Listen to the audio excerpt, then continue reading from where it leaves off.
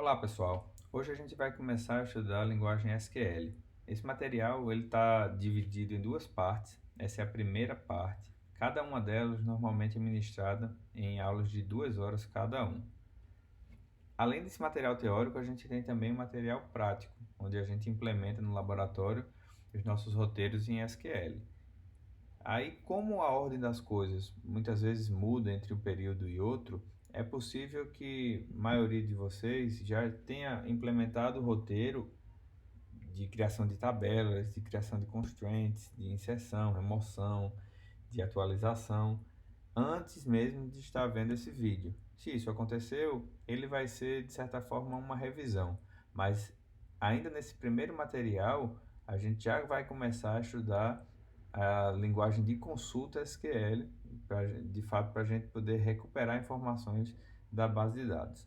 Mas se isso não aconteceu, ou seja, se você ainda não implementou esse roteiro prático, então veja o material com bastante calma e mesmo que alguma coisa não tenha ficado muito detalhada, muito concreta, com certeza quando você implementar, você vai entender muito bem esses conceitos. Então, a gente vai ver aqui comandos de definição de dados e tipos de dados em SQL. Na prática, são os nossos comandos de criação de tabelas, definição de atributos, tipos, etc.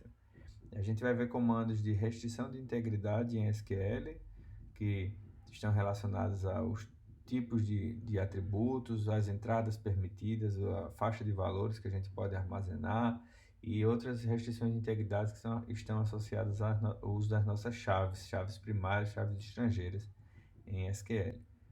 E aí a gente vai iniciar o nosso estudo sobre consultas em SQL de uma forma mais básica, tá? No segundo material a gente vai ver isso de forma mais avançada e vai também conhecer os comandos de inserção, remoção e atualização de bases de dados relacionais. A linguagem SQL ela é uma linguagem bastante enxuta, bastante objetiva, com uma sintaxe muito parecida com a linguagem natural. Então isso contribuiu muito para o sucesso dos bancos de dados relacionais, ou seja, uma linguagem de consulta fácil de usar e que foi bem aceita pela comunidade, ajudou muito ao modelo em si ter esse sucesso que teve e que tem até hoje. A gente pode dizer então que o SQL ele é uma abordagem informal, uma abordagem prática para o próprio modelo de dados relacional, certo? E a parte de consulta, de recuperação de informação do SQL, ela tem lá sua origem no cálculo relacional de tupla e na álgebra relacional, como a gente já viu quando a gente estava estudando esses dois assuntos. Falando um pouco da história do SQL, aqui está o paper original do modelo relacional proposto por Code, certo? E aí, isso foi em 1970, quando foi um pouco depois, em 74, né, foi proposta essa linguagem chamada Square, que significa Specifying Queries as Relational Expressions. Esse foi proposto por Boyce e Chamberlain, da IBM Research. E isso foi o início do SQL, tá? Você já vê muito aqui do que é o SQL hoje. E em seguida eles propuseram em outro trabalho uma evolução dessa linguagem Square e chamaram ela de SQL. E essa linguagem significa Structured English Query Language. Aí de fato aqui você vê muito do que é o SQL hoje. Tá? Se você dá uma olhada nesse artigo aqui, você vai ver muitos dos comandos select, from, where, são os comandos de busca de recuperação de informação usando SQL.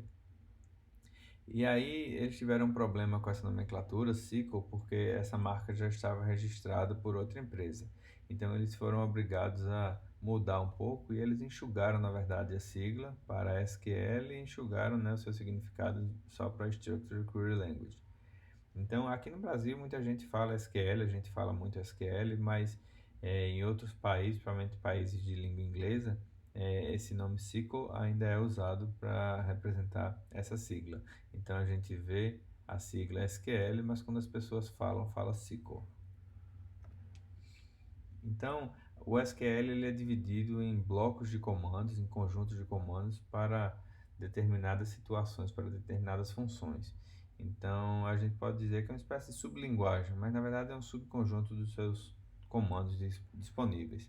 Então, a gente tem comandos para definição de dados, são os comandos DDL, para criação de tabelas, definições de constraints, definições dos atributos, dos tipos de atributos. Então, a gente tem conjuntos de comandos para manipulação de dados, que são as nossas inserções, atualizações e remoções dos dados nas nossas tabelas. A gente tem um subconjunto para recuperação de informação, né, para recuperar os dados que estão armazenados nessas tabelas, que é em alguns livros chamados de comandos DQL, outros ignoram essa parte e falam simplesmente SQL. E a gente tem vários outros conjuntos de comandos para, por exemplo, controle transacional, indexação, para a parte de segurança. A gente vai estudar esses comandos mais na frente, com bastante cuidado, cada um deles. Aí, falando um pouco mais da história, a linguagem SQL ela foi padronizada de forma que as diversas implementações elas pudessem ter um conjunto de comandos comum, né, e bem definidos, para não ficar aquela salada, aquela bagunça, cada implementação muito diferente uma da outra, e facilitar a portabilidade, a migração de dados, assim por diante. Então, a gente teve uma primeira padronização em 86, que é o chamado SQL 86, também chamado de SQL 1. Em seguida, a gente teve em 92 o SQL 2, e aí a gente tem um terceiro padrão que é até hoje. Ele passou por algumas atualizações em 2006, em 2008, 2011, 2016, mas ainda é chamado de SQL3. E nesse padrão mais recente a gente tem as chamadas extensões especializadas, que são extensões para mineração de dados, data warehouse, banco de dados multimídia e etc. Um fato importante aqui também é que nenhum SGBD implementa 100% o padrão SQL, mas por outro lado, a gente vê alguns recursos que são oferecidos pelos SGBDs que não estão lá definidos no padrão.